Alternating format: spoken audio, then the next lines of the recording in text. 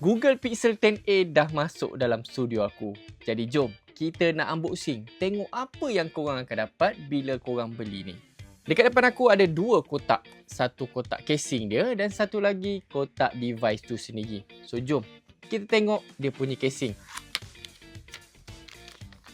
Alright. Macam sebelum ni, dulu aku pernah pakai Pixel 9. Dia punya casing rasa lain. Yang ni agak keras, dia tak baldu. Dan kalau kau perhatikan dekat sini, dia punya Google tu lebih bersinar lah. Kalau macam Google Pixel 9, dia punya casing ni, dia jenis baldu. Yang ni dia nampak plastik sikit. Wah, tu dia. Cara nak buka, dia slide ke tepi Pixel 10a. Pixel 10a. Ni gambar device tu sendiri lah. Yang ni aku suka.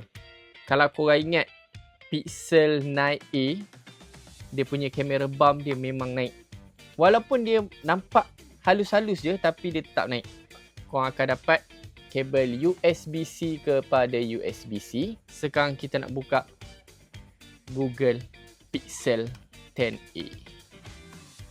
Wah, tu dia memang nice. Korang tengok. Ini adalah Google Pixel 10a. Dekat bahagian kanan, dia ada power button, volume button. Dekat bahagian kiri, dia ada SIM slot. Nampak tu? Betul-betul rata. Jadi kalau korang letak atas meja, dia takkan gerak. Takkan gerak. Tu dia. Dan kalau aku perhatikan dekat sini, dia bezel dia macam tebal sikit lah. Nampak tak? Bezel dia agak tebal sikit.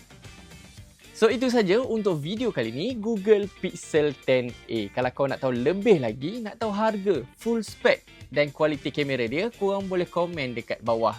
Dan kalau kau nak tahu lebih lagi, kalau korang nak aku lenjan dia punya bateri, korang nak aku lenjan main game, korang boleh komen dekat bawah. Semoga kita jumpa dalam next video. Ini dia Google Pixel 10a.